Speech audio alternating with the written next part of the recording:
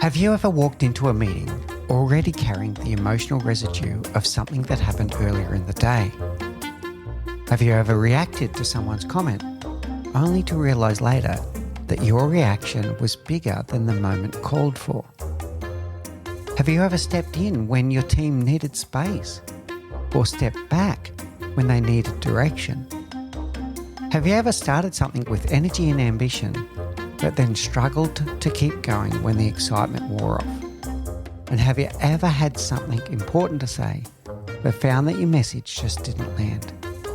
If any of those questions resonate with you, then this episode is for you. Today, we're bringing together the threads from 4 remarkable conversations on the Leadership Project this month.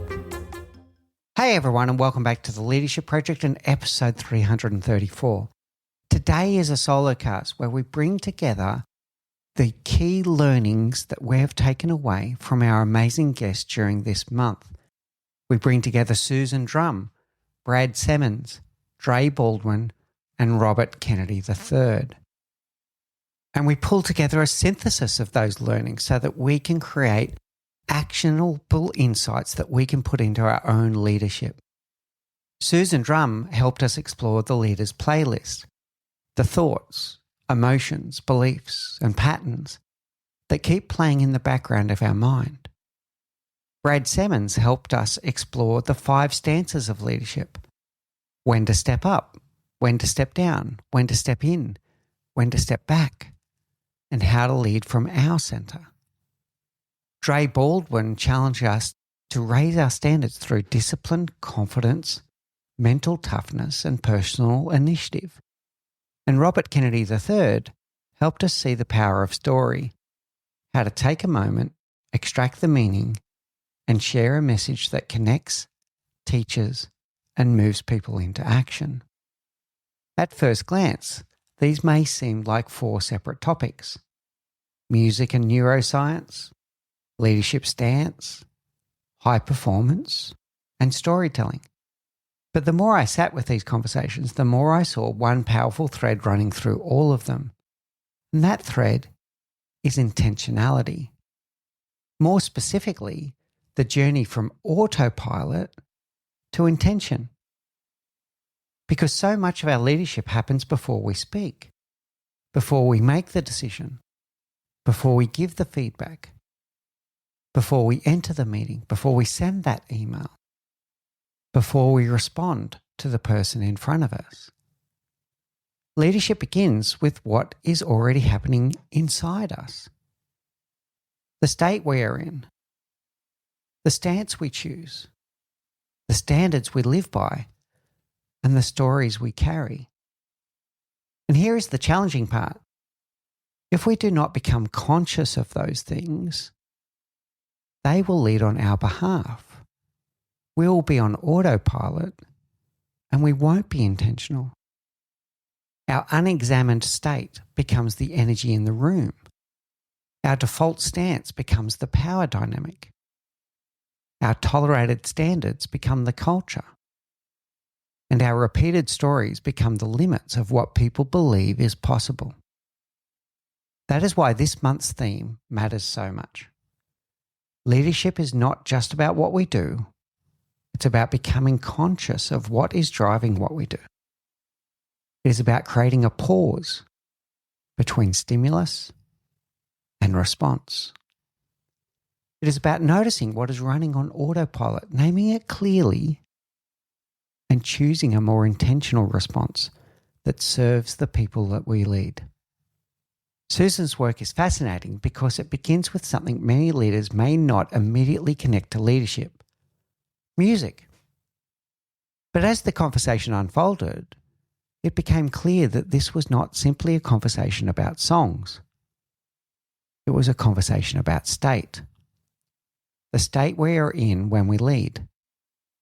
Susan introduced us to the idea of the leader's playlist, and that playlist can be literal. Music can shift our mood, our energy, our emotional state. It can bring us into courage, calm, focus, gratitude, or possibility. But the deeper metaphor is even more powerful. We all have an internal playlist, a set of repeated thoughts, stories, assumptions, and emotional loops that play in the background. And before anyone thinks that if you are telling yourself stories in your head, we all do it. You're not crazy. We all think that, people that talk to themselves are crazy. We all do it every day, every moment of every day. We've got this internal playlist in the background, these thoughts and stories and assumptions that keep on playing on repeat. For one person, the playlist might be, I'm not good enough. For another, it might be, I'm going to be found out. For another, they don't respect me. Or it could be, I always have to prove myself. Or if I don't control this, it will fall apart. Or no one listens to me. All of these stories, and think of the one for yourself. There's always something that you're saying in your head about yourself, the story that you tell yourself about yourself. And it sets the tone for how you're going to show up. And the problem is not that these thoughts appear. We're human, it's normal. Thoughts appear. Emotions appear. Patterns appear. The problem is when we do not notice them. Because when we do not notice the playlist starts choosing the song. It chooses our tone. It chooses our posture. It chooses our reactions. It chooses whether we listen or defend. It chooses whether we ask a curious question or make an assumption. It chooses whether we enter the room open, guarded, resentful, anxious, or grounded. And this is where some of our broader work in the Leadership Project body of work becomes really important. We've been spending a lot of time exploring human behaviour, not as a simple matter of right and wrong, but as something shaped by biology, history, environment, identity, emotion, and context. Psychologist Jonathan Haidt's work reminds us that we often feel first and rationalise second. The emotional mind moves quickly. The rational mind often arrives later with a very convincing explanation for what we already felt.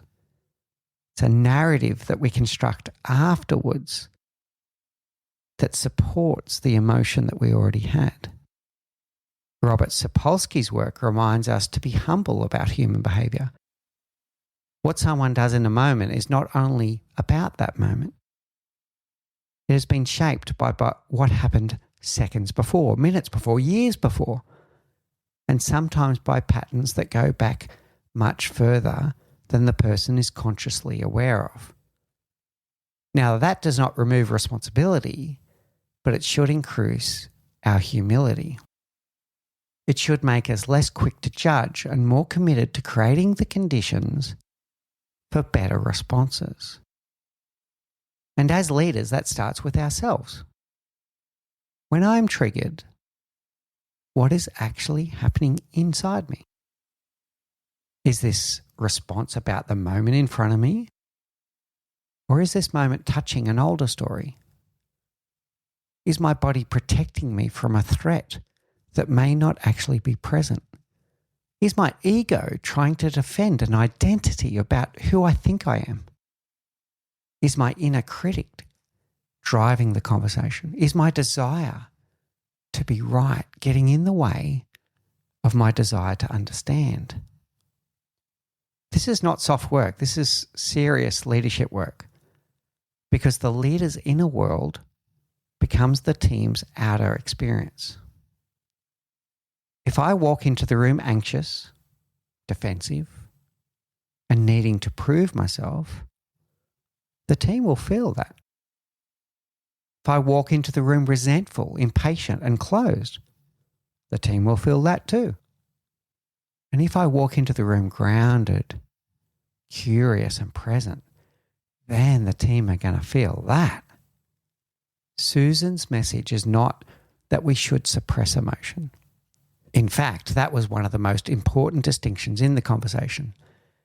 Anger can carry information. Sadness can carry information. Frustration, resentment, they all carry information. Anger might be telling us that a boundary has been crossed. Sadness might be telling us that something mattered. Frustration might be telling us that a value is being violated. Resentment might be telling us that something needs to be spoken, renegotiated, or released. The issue is not whether we feel these things. The issue is whether we become stuck in them. So the first movement from autopilot to intention is to notice the playlist. What is playing in me right now? And is it serving the moment? And that brings us to Brad Simmons and the leader's stance. If Susan helped us notice the internal state we bring into leadership, Brad helps us notice the relational position we take once we are with others. His 5 stances of leadership are so useful because they give language to something that is happening all the time. We are always taking a stance. Sometimes we step up, sometimes we step down, sometimes we step in, sometimes we step back. And sometimes, when we are most grounded, we lead from our center. The important thing is that no single stance is always right. There are moments where a leader must step in. It's a crisis, there might be ambiguity, there might be risk. People need clarity. The leader needs to act. There are moments where a leader must step back. The team needs space to think, to grow, to wrestle with the problem and build their own confidence. There are moments where a leader must step up. They need to take a broader view, connect the work to strategy, speak to the purpose, the vision, the direction. There are moments where a leader must step down.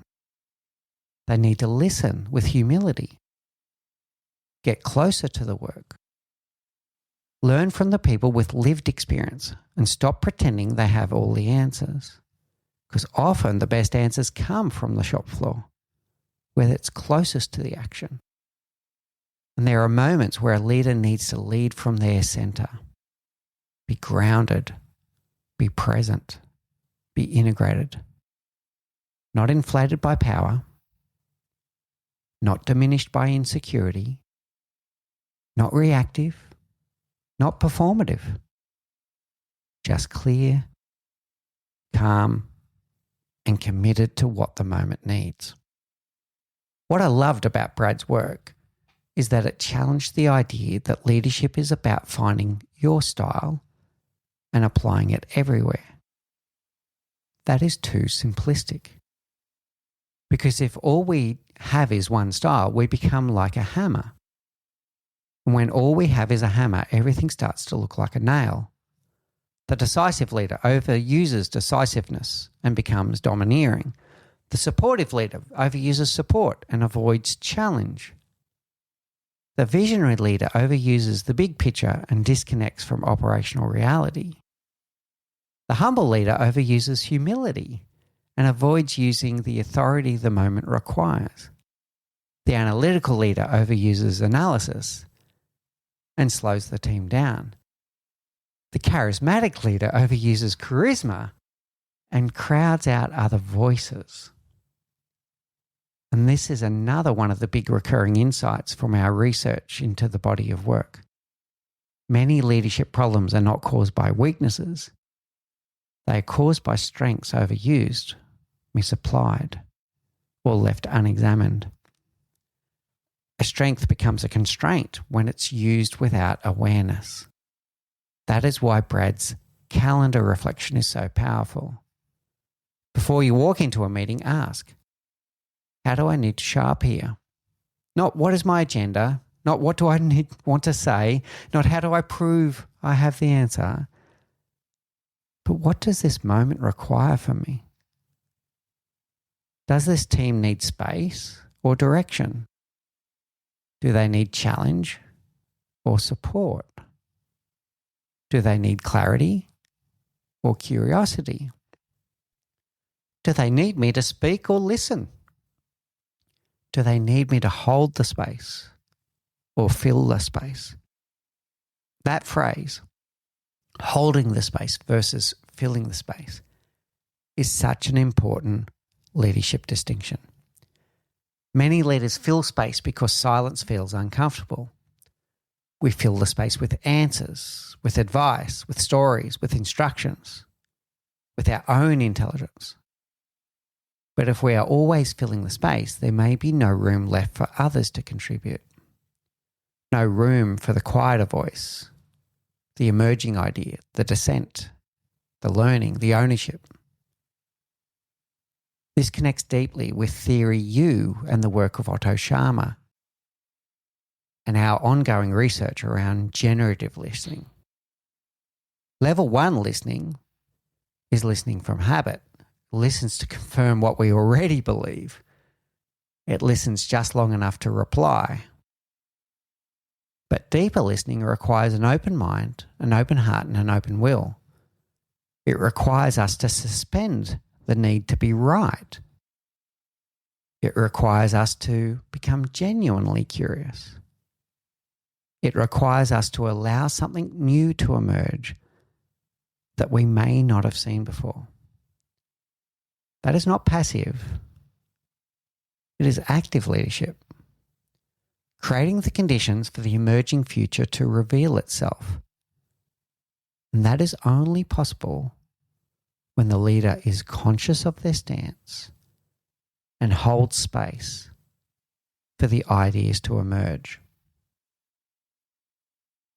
Then came Dre Baldwin and the leader's standards. And Dre brought a different energy. Susan and Brad helped us become more conscious. Dre challenged us to execute. His message was direct, practical, and refreshingly unsentimental.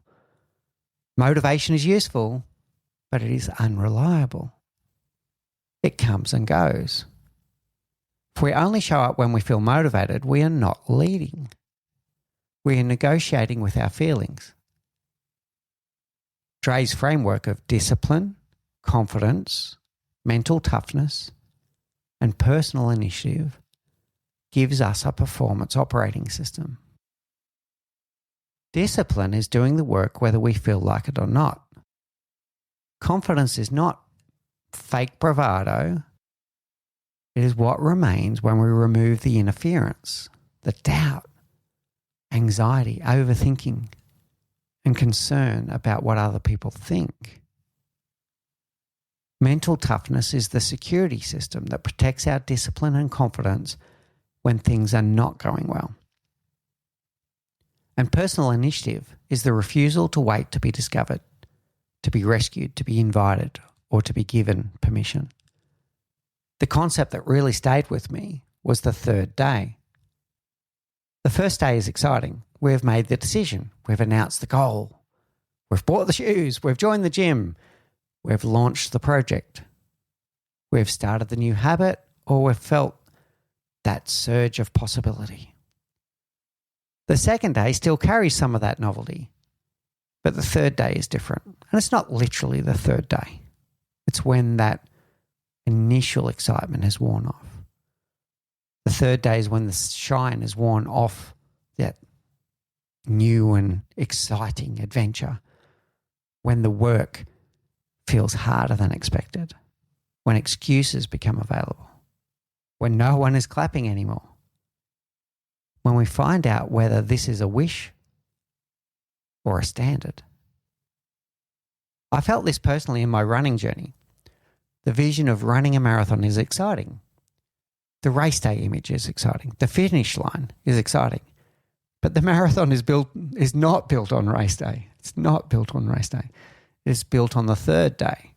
It is built in the early morning run when the weather is ordinary, when the body feels heavy, when the watch says one thing and the ego wants another, when the training plan says easy and the discipline is to keep it easy.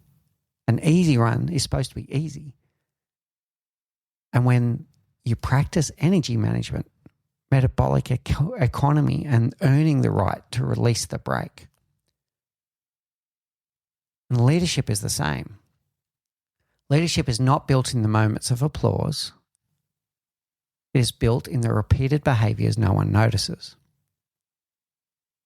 the preparation before the meeting, the follow-up after the conversation, the courage to close the loop, the discipline to listen instead of react, the humility to ask the extra question, the consistency to reinforce the standard, the willingness to have the conversation you would rather avoid.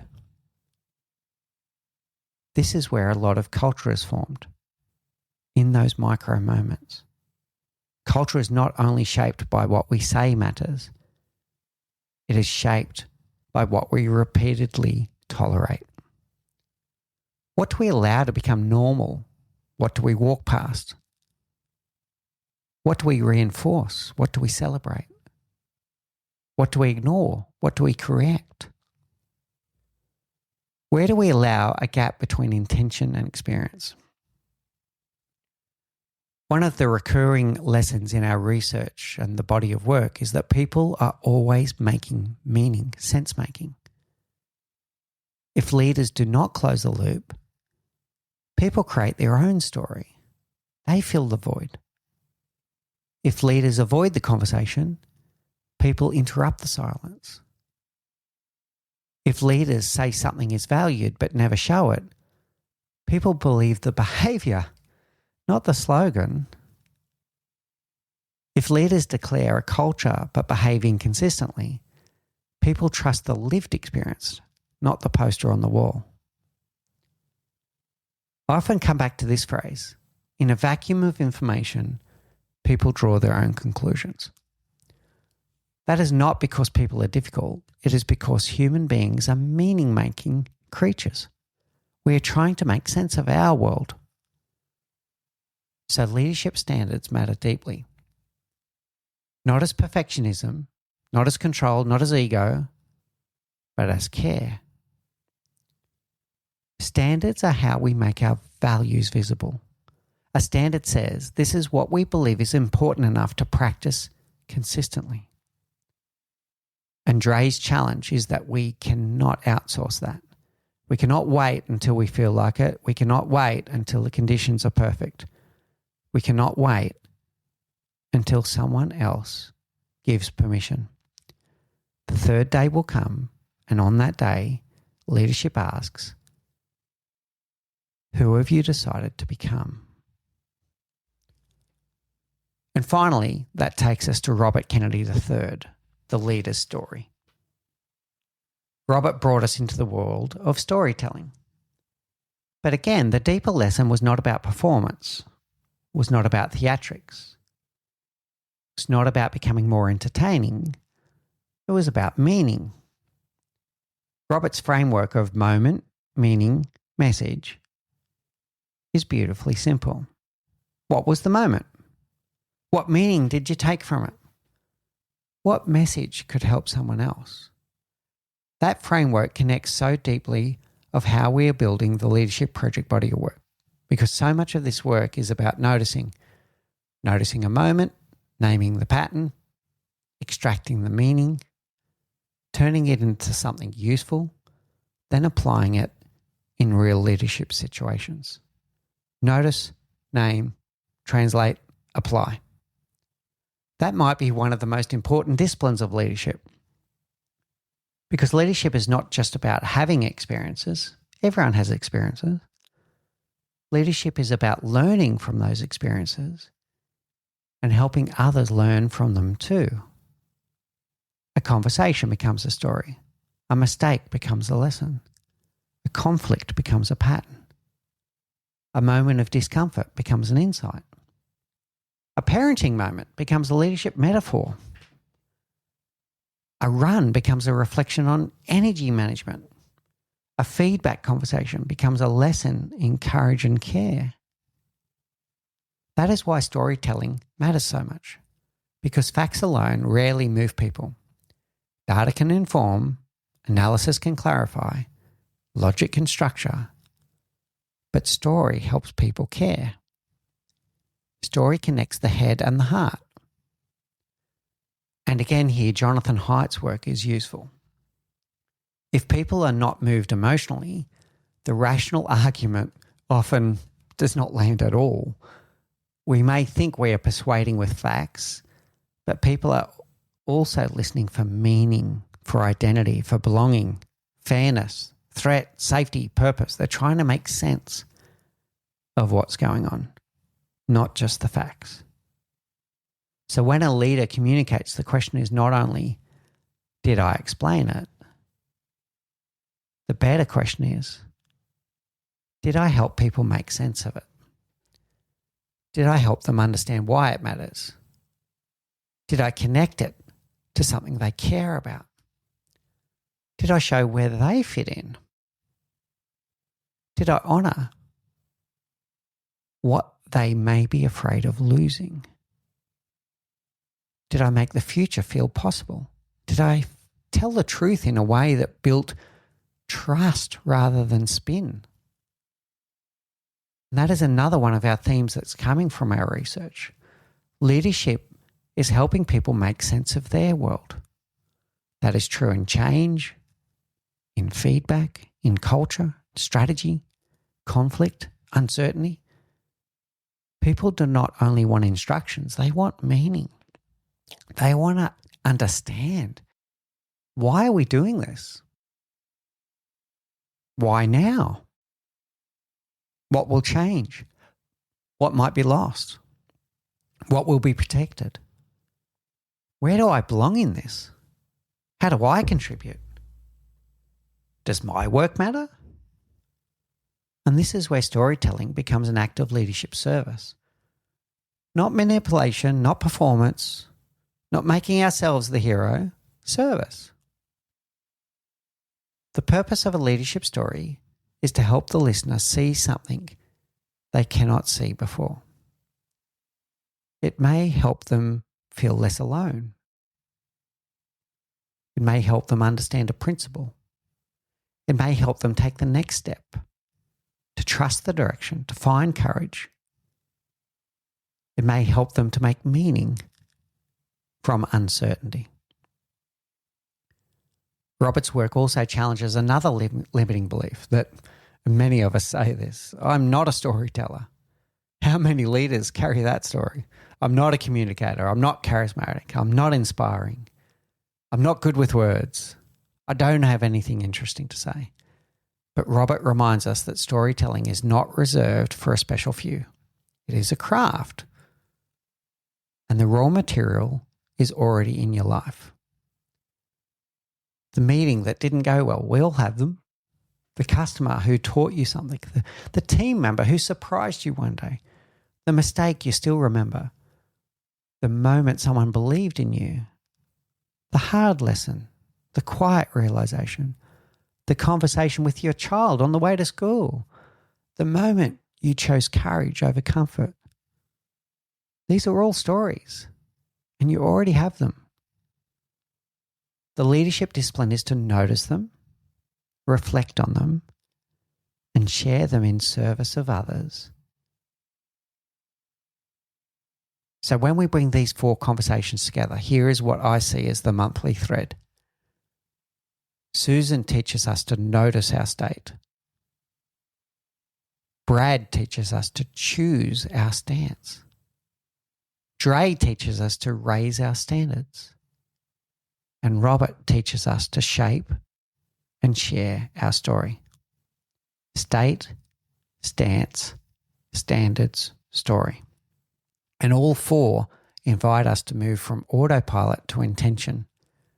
The autopilot leader is not necessarily a bad leader. That is important. Autopilot is human sometimes. We all have patterns. We all have triggers. We all have default behaviors. We all have inherited stories, strengths we overuse. We all have habits we fall back on under pressure. That's okay. The question is not whether we have autopilot. The question is whether we are willing to wake up to it. What is my default emotional playlist? What is my default leadership stance? What standard am I living by when no one is watching? What story am I telling myself, my team, and my people around me? And the deeper question, is it serving? Is this state serving the room? Is this stance serving the team? Is this standard serving the culture? Is this story serving the future we are trying to create? That word serving matters. And it's at the heart of intentionality. Because leadership is not self-expression without consequence. Leadership is not, this is just who I am. There's a lot of emphasis on authenticity, which is important, but it's not enough. I hear that phrase a lot. People just say, oh, that's just how I communicate. That's just my style. That's how I lead. That's just how I am. But if how I am is consistently creating fear, confusion, silence, exclusion, or disconnection, then that is not authenticity. That is avoidance dressed up as an identity. Authenticity is not the position to be unfiltered. Authenticity is the courage to be congruent with our values while taking responsibility for our impact. Authenticity is not a license to be a jerk. That is the bridge between self-awareness and leadership. We notice what is true inside us. We do not deny it. We do not suppress it. But we also do not weaponize it. We do not outsource its consequence to others. And we ask, how do I lead from this awareness in a way that serves? So let's make this practical. Because if this stays as a nice idea, it's not leadership. It's entertainment. You just walk away feeling like, oh, that was a nice conversation, nice podcast. So here is a simple practice you can use before your next important interaction. Might be a team meeting, one-on-one, feedback conversation, a presentation, decision-making, a forum, a difficult conversation, or even a conversation at home. Take 60 seconds before you enter and ask 4 questions. First, what is my state? What playlist is playing with me right now? Am I calm, defensive, rushed, resentful, curious, anxious, grounded, tired, energized? And if this state walked into the room before I did, what impact would it have? Second, what stance does this moment require? Do I need to step in or step back? Step up or step down? Hold the space or fill the space? Challenge or support? Direct or listen? Lead from the front or create room for others? Third, what standard needs to be lived here? What value needs to become visible? Is it honesty, care, clarity, accountability, inclusion, courage, follow through, curiosity, respect? And what behavior would make that value real in this moment? Fourth, what story needs to be told or challenged?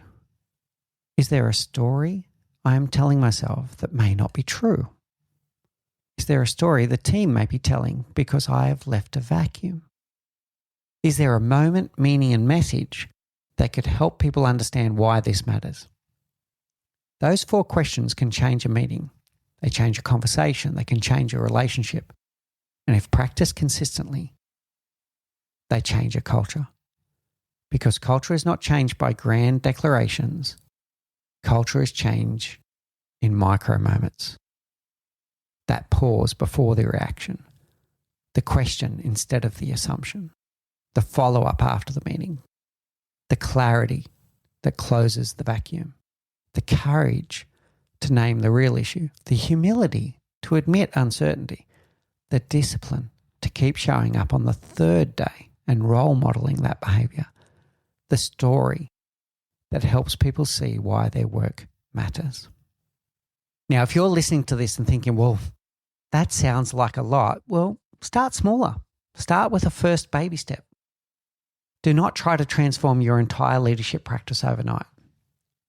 Choose one practice, one conversation, one moment today.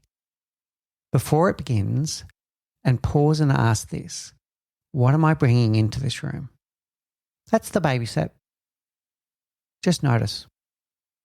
No judgment, no drama, no self-criticism. Just notice. What am I bringing into this room? Then ask, is that what this moment needs? And if not, choose one small adjustment. Take a breath. Slow your pace. Ask one more question. Hold the silence, state the purpose, clarify the standard, share a story. Close the loop. Invite the quieter voice. Say things like, let me think about that. I may have reacted too quickly. Help me understand. That's a very powerful question. Can you help me understand? Here is what matters and why. I don't know yet, but I'll come back to you. These are all small moves, but small moves repeated consistently become leadership identity, and leadership identity becomes culture. So as we close this month's reflections, I want to leave you with this. Leadership is not about perfect control. It is about conscious choice. It is about becoming more aware of the forces that shape our behavior and then creating enough space to choose a response aligned with our values. Susan Drum reminded us to notice the playlist in our mind. Brad Simmons reminded us to choose the stance intentionally. Dre Baldwin reminded us to live the standard. Robert Kennedy III reminded us to share the story. And together, they reminded us that leadership is not something we perform once we are in the room. Leadership begins before we enter the room. It begins with the state we regulate, the stance we choose, the standards we live, and the stories we tell. So this week, I invite you to practice moving from autopilot to intention. Notice your playlist, choose your stance, raise your standard, find the story, and then take the next small step, whatever that may be. Because the people we need do not need us to be perfect. They need us to be present, to be conscious, and to be courageous enough to examine ourselves and caring enough to adjust our behavior in service of them. And when we do that, we create the conditions where people feel seen, heard, valued, and that they belong. Thank you for joining us for this episode of The Leadership Project. If this episode resonated with you, I encourage you to share it with one person who is trying to lead with more intention.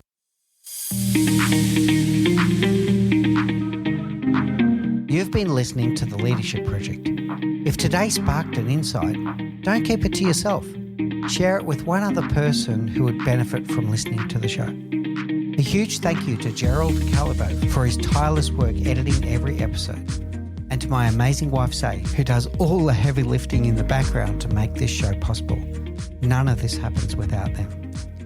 Around here, we believe leadership is a practice, not a position, that people should feel seen, heard, valued, and that they matter, and that the best leaders trade ego for empathy, certainty for curiosity, and control for trust. If that resonates with you, please subscribe on YouTube and on your favourite podcast app. And if you want more, follow me on LinkedIn and explore our archives for conversations that move you from knowing to doing.